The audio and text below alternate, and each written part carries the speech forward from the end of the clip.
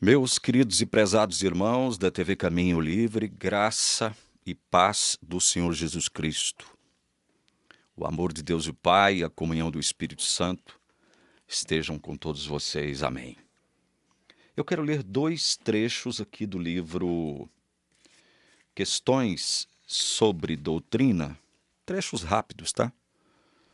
E fazer alguns comentários acerca do que está escrito aqui. O primeiro trecho que eu gostaria de ler está na página 479 e foi retirado do manuscrito 58 de 1897. É um texto atribuído a Ellen White. Abre aspas. O fato de que o seu próprio filho, o penhor do homem, não foi poupado, é um argumento que permanecerá por toda a eternidade perante o santo e pecador, perante o universo de Deus, para testificar que ele, Deus, não justificará o transgressor de sua lei. Deus não justificará o transgressor de sua lei. Outro trecho que eu gostaria de ler está aqui a página 476. Esse trecho foi publicado na Review and Herald, em 23 de maio de 1899. Abre aspas. Cristo atribui sua perfeição e justiça ao pecador crente, quando este não continua em pecado, mas abandona a transgressão, voltando-se para a obediência aos mandamentos. Fecha aspas para Ellen White. Gente, por que eu estou lendo esses dois textos aqui? Porque eu tenho falado sobre essa questão de crentes cometendo pecados ao longo de 7 anos e meio. E sempre que eu me via diante de textos como este que eu acabei de ler aqui, eu pensava, eu estou perdido. Porque eu já me batizei há algum tempo e ainda não consigo viver sem pecar, sem cair aqui e ali, nesse ou naquele ponto. Ainda não consigo. E quanto mais o tempo passava, mais eu me desesperava, porque eu tinha a consciência de que não, do ponto de vista humano, não conseguiria alcançar o ideal de Deus. E quando eu falo em ideal de Deus, onde é que eu posso... Que textos eu poderia tomar da palavra de Deus que poderia expressar, ainda que minimamente, o ideal de Deus para nós? O ideal de Deus para nós, por exemplo, está aqui em João 8,11.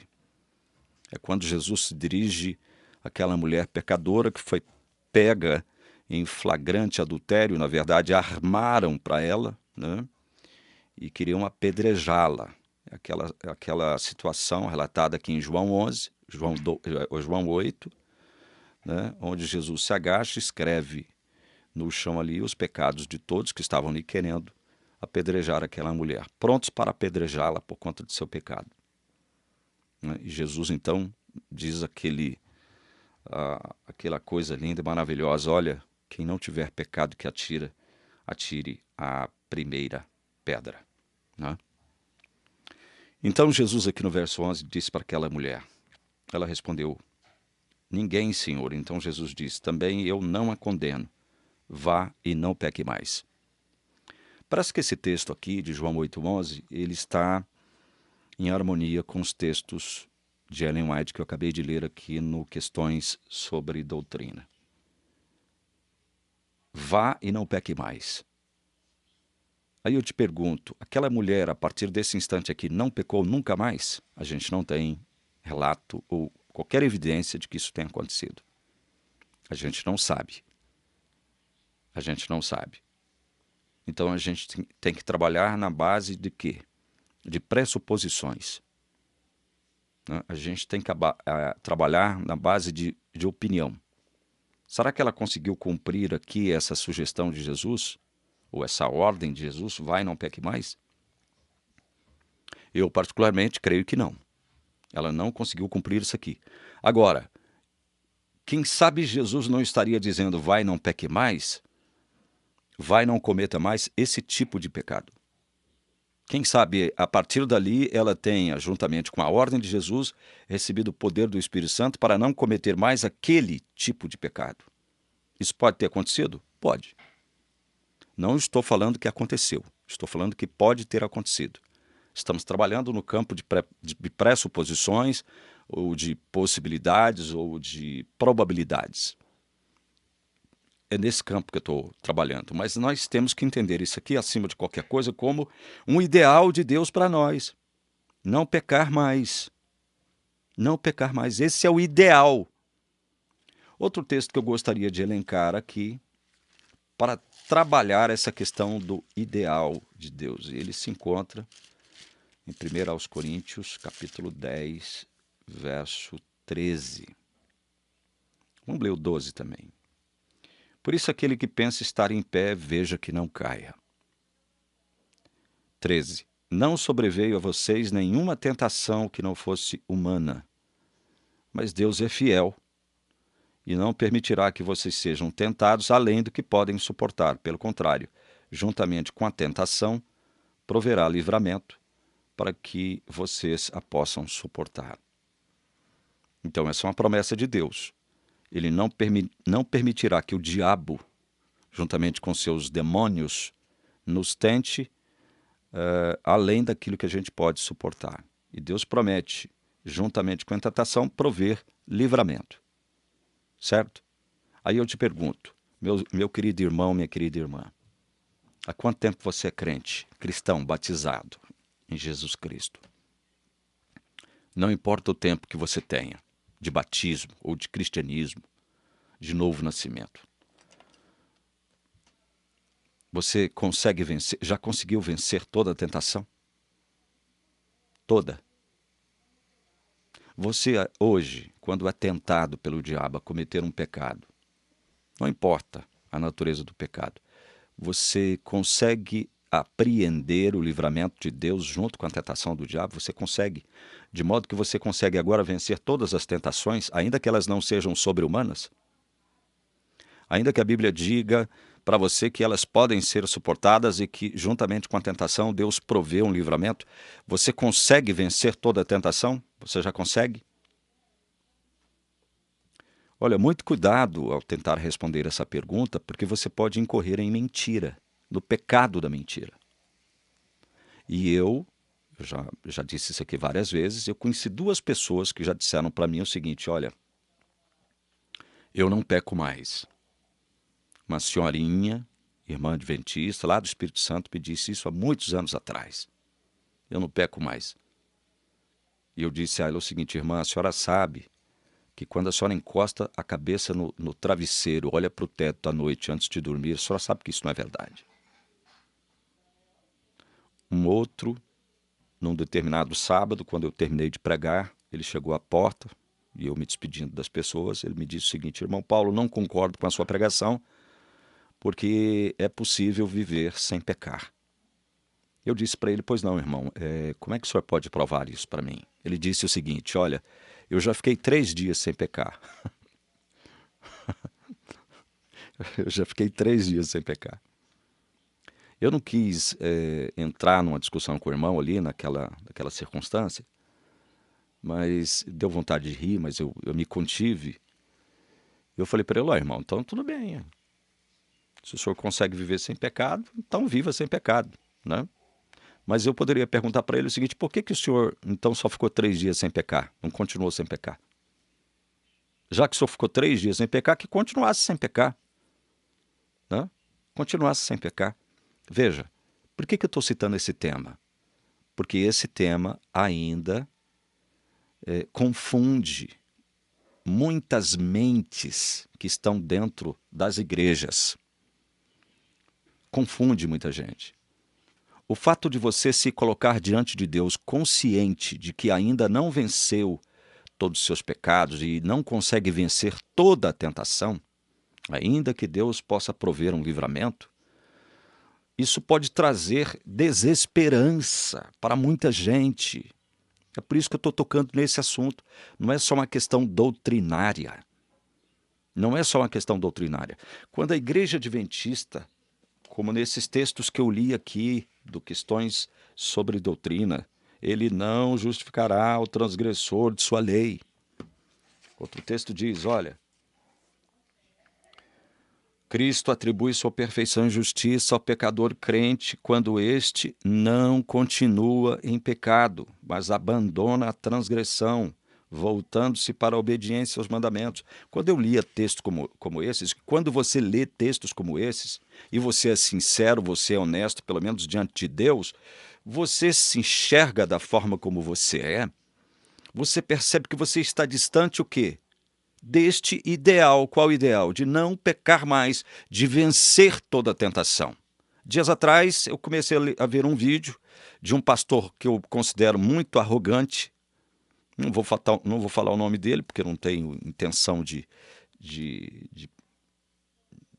denegrir o caráter de ninguém, mas ele é muito arrogante, né?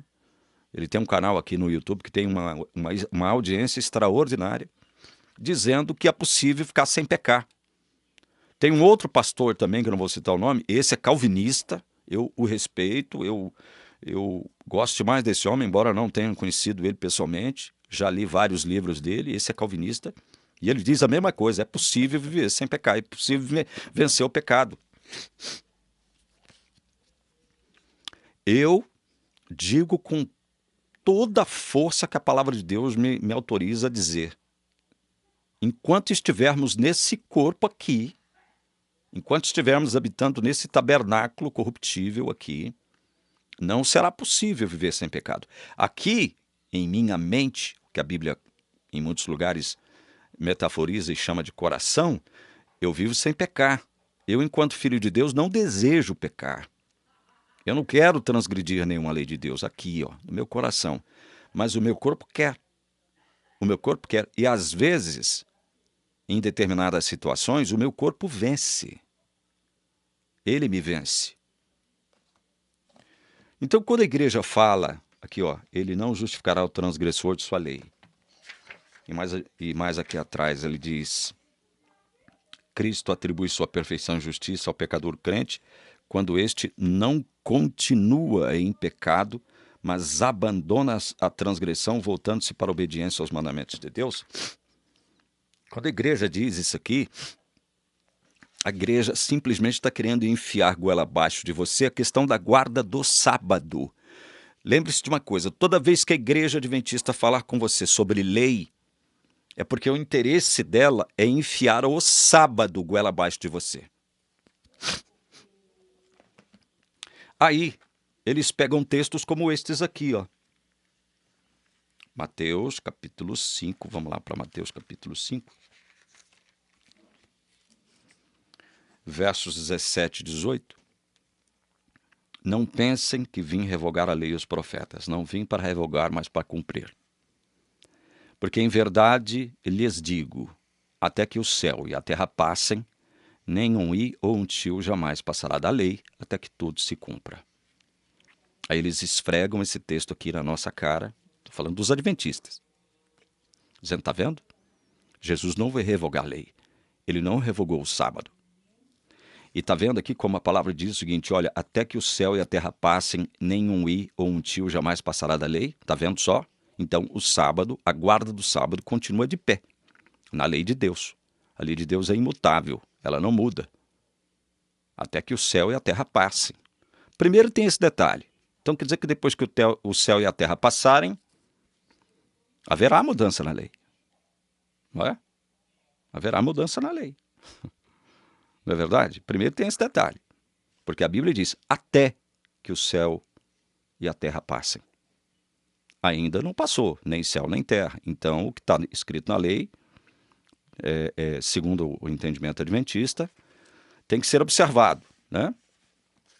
E o outro detalhe interessante é que quando o adventista fala de lei também, ele tem em mente somente os 10 mandamentos, e não os 613 mandamentos. Porque a lei de Israel consistia em 613 mandamentos, e não apenas de 10. Mas vamos lá. Primeiro, Jesus veio cumprir e cumpriu toda a lei. Ele cumpriu porque nós não tínhamos como cumpri-la. E o ápice do cumprimento de Jesus da lei se deu na cruz. Foi ali que ele alcançou o cumprimento máximo da lei, morrendo na cruz. Outra coisa.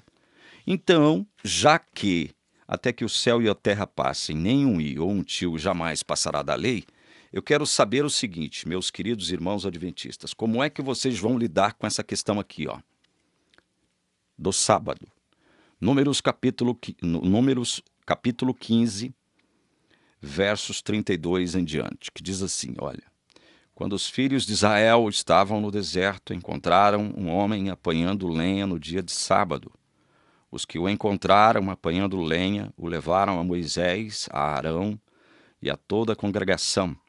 Eles o mantiveram preso, porque ainda não estava declarado o que se devia fazer com ele. Então o Senhor disse a Moisés, esse homem deve ser morto, toda a congregação o apedrejará fora do arraial. Assim toda a congregação o levou para fora do arraial e o apedrejaram, e ele morreu como o Senhor havia ordenado a Moisés. Meu querido irmão adventista, se nenhum i ou um tio passará da lei e você gosta de falar da lei para incutir a questão do sábado, então bote as suas barbas de molho. E com relação às mulheres, fiquem atentas e se preocupem, tratem de se preocupar, porque transgressão do sábado conduz à morte. Quem transgride o sábado deve morrer, já que nenhum i ou um tio passará da lei. A lei continua intacta, não é isso que vocês dizem? Especialmente com relação a sábado. E se a lei continua intacta, nenhum i ou um tio passará da lei, você ainda deve sacrificar animais. Não existe templo, mas você deve escolher um local, né? Sacralizá-lo, oferecê-lo ao Senhor e pegar e sacrificar animais ainda hoje. Você deve celebrar as festas do Pentecostes, da Páscoa, dos pães asmos, né? Você deve estabelecer um dia da expiação, aí o 10º dia do 7º mês. E aí? Você deve procurar não desobedecer o sábado, não transgredir o sábado, porque senão você morre. Qual outro mandamento que levava à morte? Marcos capítulo 7, versículo 10. Pois Moisés disse, honre o seu pai e a sua mãe. E quem maldisser o seu pai e sua mãe seja punido de morte. E aí? Quantos já não maldisseram o pai ou a mãe? Quem maldisser o pai ou a mãe deverá ser punido de morte, já que a lei não foi alterada. A lei não foi alterada. E aí? O que você vai fazer diante desses textos aqui que você gosta de esfregar na cara dos evangélicos que não guardam o sábado? Hein, adventista? O que você vai fazer? O que você vai fazer em relação a você mesmo ou você mesma? Em relação à lei de Deus, que você afirma para o mundo inteiro guardar. Nós somos os que guardam os mandamentos de Deus e têm a fé em Jesus. Vocês guardam mesmo os mandamentos de Deus? Porque para afirmar que guarda mesmo os mandamentos de Deus, você não pode transgredir nada. Nada. Porque não são vocês mesmos que afirmam para os evangélicos que não guardam o sábado, isso aqui, ó, Tiago 2,10, pois quem guarda toda a lei, mas tropeça em um só ponto, se torna culpado de todos. Não são vocês? Então, quando você também, adventista, tropeça em um só ponto da lei, e diga-se de passagem, lei não consiste apenas em 10 mandamentos, coisa que vocês ignoram, né? Lei não significa apenas 10 mandamentos. Quando vocês transgridem apenas um ponto, vocês se tornam culpados de todos. De todos. E aí, como é que fica a sua situação? Como fica a sua situação? Você abandonou já a transgressão da lei?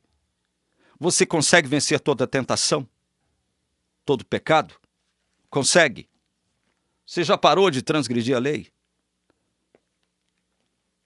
Veja, se você diz que sim, você está mentindo. E não sou eu que estou dizendo isso. É a própria palavra de Deus que diz: se dissermos que não temos pecado nenhum, a nós mesmos enganamos e a verdade não está em nós. Se dissermos que não cometemos pecado, fazemos dele um mentiroso e a sua palavra não está em nós. Então você pare e pense. Enquanto você estiver nesse corpo aqui, você vai continuar pecando. Você aqui, olha, no coração, na mente, você não deseja pecar. Você não quer pecar. Porque o seu coração, a sua mente pertencem ao Senhor e já foi.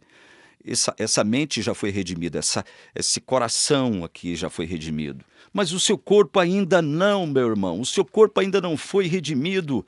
Ele clama por redenção, o seu corpo clama. O seu corpo se agoniza ainda. Por que se agoniza? Porque a sua mente pertence a Deus, mas o seu corpo não foi glorificado ainda. Não passou pela glorificação, pela redenção. Por isso é que Paulo aqui em Romanos 8, no verso 23, ele diz: não somente ela, mas também nós que temos as primícias do Espírito, igualmente gememos em nosso íntimo, aguardando a adoção de filhos, a redenção do nosso corpo. Nosso corpo não foi redimido ainda, não passou pela glorificação. Tenham isso em mente. Por isso é que Paulo aqui, em Romanos capítulo 7, ele vai deixar claro o seguinte: olha, se faço o que não quero, concordo com a lei que é boa. Neste caso, quem faz isso já não sou eu, mas o pecado que habita em mim. O pecado habita onde? Aqui? Não, habita aqui. Habita aqui, na vida do crente. O pecado habita aqui, no corpo.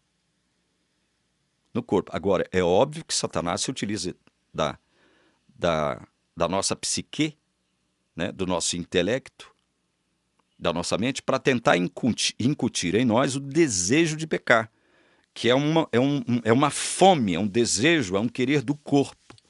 O corpo não quer se satisfazer com a vontade de Deus para nós. Por isso que Paulo diz que ele concorda com a lei, porque a lei condena o ato pecaminoso.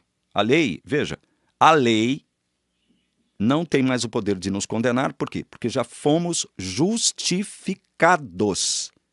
Como é que Deus pode condenar uma pessoa que ele já justificou pela fé em Cristo? Como? Já fomos justificados. Aqui. Agora, aqui, nosso corpo carece de glorificação, e é isso que Jesus fará, segundo a promessa dele, em Filipenses, capítulo 3. Vamos ler lá?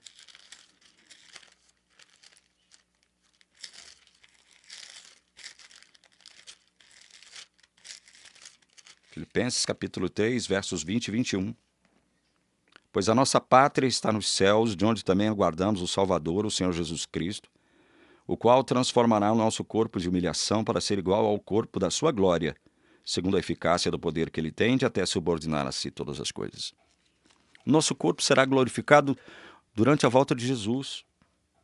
Paulo aqui no capítulo 7, eu não vou ler mais, só vou ler o último versículo aqui, para vocês entenderem, graças a Deus por Jesus Cristo, nosso Senhor, de maneira que eu, de mim mesmo, com a mente, sou escravo da lei de Deus. Ele é escravo, ou seja, é servo da lei de Deus. Mas, segundo a carne, sou escravo da lei do pecado. Pronto, você vai brigar com a Bíblia? Você vai brigar com a Bíblia? Veja, o ideal de Deus para mim e para você é que nós deixemos de pecar. É que nós vençamos todas as tentações. Esse é o ideal de Deus para nós. Mas enquanto habitarmos neste corpo, ou seja, enquanto estivermos vivos, estou falando do ponto de vista biológico, nosso corpo cairá aqui e tenderá a cair acolá. Nós cairemos aqui, cairemos acolá, mas cairemos enquanto filhos de Deus, não enquanto bastardos. Por isso que eu gosto sempre de ler um texto, deixa eu ver se eu encontro ele aqui, Eu tenho duas Bíblias de estudo aqui, né? Às vezes eu marco um texto numa Bíblia e não marco outro. E aí eu fico... Ah, aqui, ó, achei. Salmos 37, versos 23 e 24. Olha só a promessa de Deus aqui.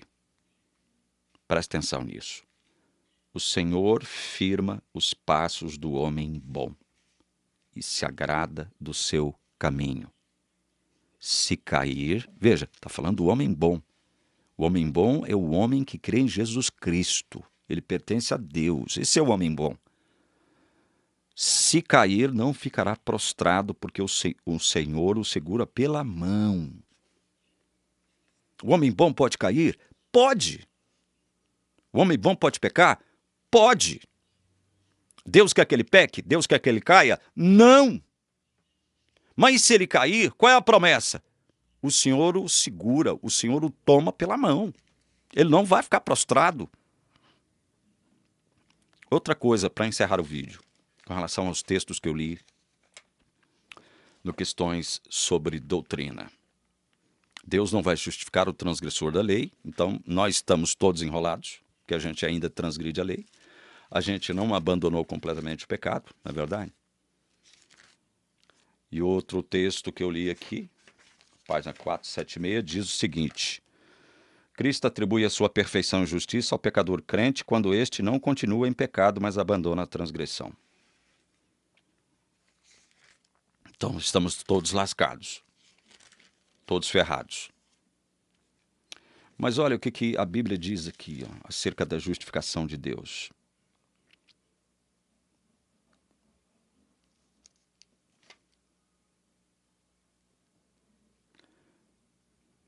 Mas para quem não trabalha, porém crê naquele que justifica o ímpio, a sua fé lhe é atribuída como justiça. Crê naquele que justifica o quê? O ímpio. Deus justifica o ímpio. Por quê? É o ímpio que precisa ser justificado. O justo não precisa ser justificado. E não há nenhum justo sobre a face da terra do ponto de vista natural. O próprio Paulo, no capítulo 3 de Romanos, deixa isso bem claro. Não há um justo sequer. Não é isso que ele diz aqui no capítulo 3 de Romanos, a partir do verso 9, que se conclui: temos nós alguma vantagem? Não, de forma nenhuma. Pois já temos demonstrado que todos, tanto judeus como gregos, estão debaixo do pecado, como está escrito: não há justo, nenhum sequer. E Deus tem que justificar, então, quem? O ímpio. Deus tem que justificar o ímpio. Olha o Romanos 5,6. Porque Cristo, quando nós ainda éramos fracos, morreu a seu tempo pelos ímpios. Portanto, quando questões sobre doutrina reverbera Ellen White,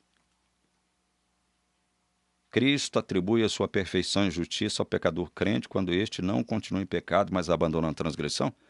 Isso aqui não é verdade. Isso aqui não é verdade. Outra, Deus não justificará o transgressor de sua lei?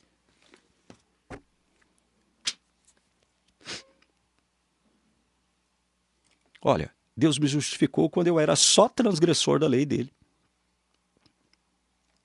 Deus me justificou quando eu era ímpio, total, 100%. E Deus te encontrou e te justificou, atribuindo a sua fé à justiça, quando você também era ímpio. Simples assim. Então, já fomos justificados.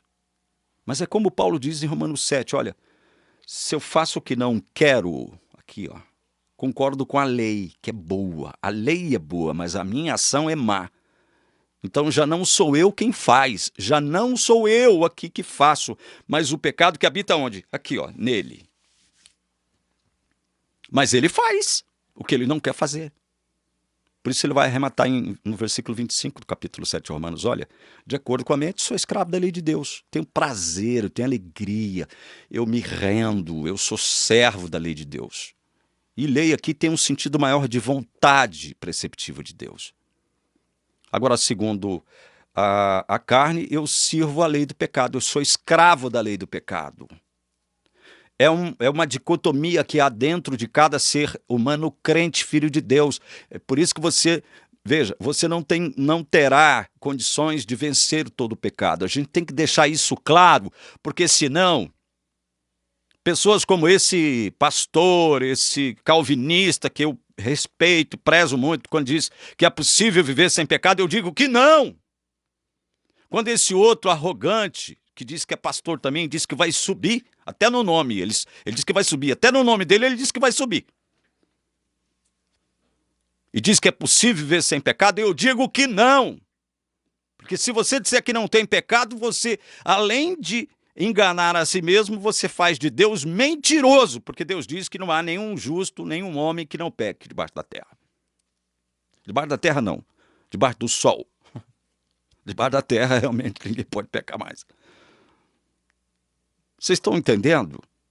E quando eu falo sobre isso aqui, aí vem os ignorantes, os nécios, os mal intencionados dizer que eu estou aqui estimulando os crentes a continuarem no pecado.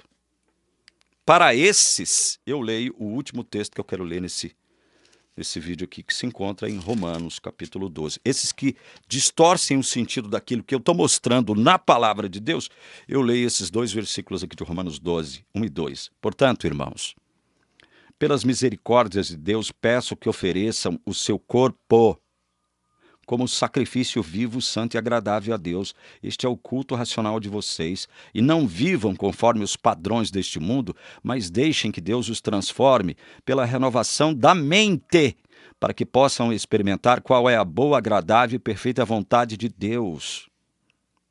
Veja, por isso é que Paulo aqui, ele exorta os crentes da igreja de Roma a apresentarem os seus corpos como sacrifício vivo. Ele não está pedindo para que ninguém se suicide. Sacrifício vivo. Sacrifício vivo. É isso. Esse é o culto racional. Não vivam conforme os padrões deste mundo. Esse é o ideal de Deus. Mas deixem que Deus os transforme pela renovação do quê? Da nossa mente. Todo dia a nossa mente tem que ser batizada, renovada, transformada, para que a gente vá vencendo. É um processo. Não é assim, ó. Puf, eu imaginava o seguinte, sabe o que eu imaginava? Olha como eu era imbecil dentro da igreja adventista. Eu imaginava o seguinte, bom, ainda existe uma ponta de esperança. Lá na frente, Deus faz assim comigo, pluf, e tira todo o desejo de pecar de mim, para que eu possa habitar com ele um dia. Porque se ele não fizer isso, puf, num passe de mágica, eu estou perdido. Eu estou perdido. Vocês estão entendendo? Eu estou falando isso aqui não é para estimular os irmãos e as irmãs crentes em Jesus Cristo a continuarem pecando. Não é essa a minha intenção. E quem distorcer o que eu estou dizendo aqui na seção de comentários, pagará e será responsabilizado por Deus, porque eu estou mostrando a palavra de Deus aqui, para afirmar tudo que eu afirmo. A gente tem que ter equilíbrio, tem que ter cautela na hora de interpretar a palavra. Por exemplo, você adventista, que transgride o sábado e diz que a lei não foi alterada. Então, você é passível de morte toda vez que você transgride o sábado. Você já deixou de transgredir o sábado, guarda o mandamento segundo a letra da lei mesmo, de verdade? Já. As leis com relação ao sábado judaico são muito rigorosas. Até o que você pensa, até o que você fala pode ser o que? Condenado pela lei. E aí? O que você me diz disso? Então, tem que haver cautela, tem que haver prudência, tem que haver sabedoria na hora de interpretar a palavra de Deus, porque senão você é colocado pelo diabo numa situação de desespero e começa a desconfiar do próprio Deus, do amor de Deus, que já te justificou, pronto. E a palavra de Deus diz, depois de justificado, você já foi glorificado diante de Deus, embora o seu corpo ainda não, mas você já foi, está com a glorificação garantida. Aqui você já foi glorificado, e seu corpo será glorificado quando Jesus voltar. Aquele que começou boa obra em vós há de completá-la até o dia de Cristo Jesus. Filipenses 1:6. Que Deus te abençoe, em nome de Jesus. Amém.